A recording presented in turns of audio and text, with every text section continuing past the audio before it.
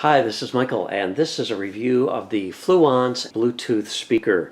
This is a formidable speaker. It is large in size, it is very large in volume and bass, and it is quite an impressive speaker at this price.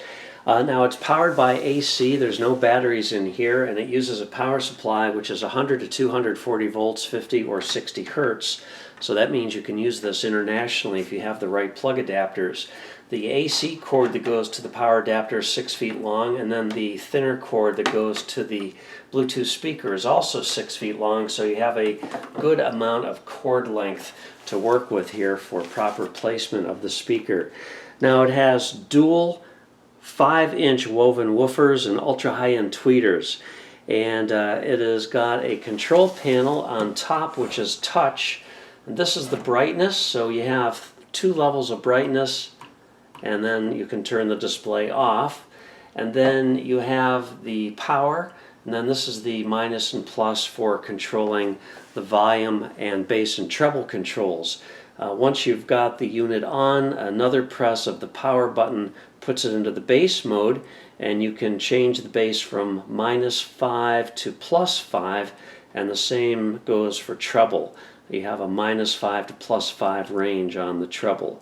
So I'm just going to set this to flat for both parameters, and we'll just get an idea of where the bass level is on this. Now, it's quite an imposing speaker. It's got a wood cabinet, and that is just great because wood is a better cabinet for speakers rather than plastic. These are the ports for the bass, and you do have some controls on the back here. This is the reset pairing button. You do have an auxiliary in, so you can feed another source of music into this other than by Bluetooth. And then you have a USB output, and this provides 2.1 amps of output, so you can use this to charge another device or charge perhaps your iPad or whatever might be feeding music to this. Then you do have a master power off switch here on the back. Now let me just give you the dimensions of this. This really is quite a substantially sized speaker, and you know, it's going to take a little bit of space to put it in. So it's 20 and a half inches wide, and it stands about 7 3/8 inches tall, and it measures 5 3/4 deep, but it's really 7 1/4 inches deep because you do have to account for the plug coming out of the back here if you're going to snug this up against a wall. So figure about 7 1/4 inches there. And you know, it is got a 40-watt amplifier in this. So I could talk all day about the speaker, but you really want to hear it. And although this isn't the best way to hear a speaker, just simply because of the limitations of the microphone and the camcorder and such, this will give you a general idea of what the sound is going to be like.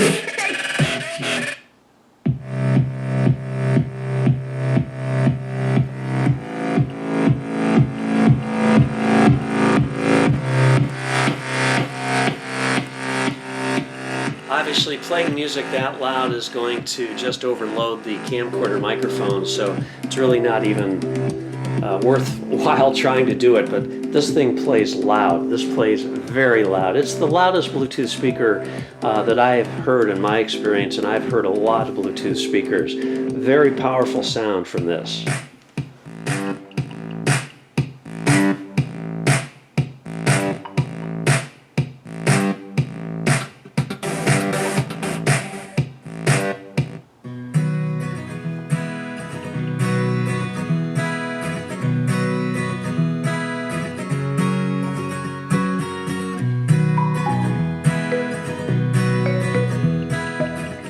Quite an impressive speaker indeed. Now, there is no hands-free capability with this, and you don't have a remote control for adjusting this. You have to come up to the unit itself.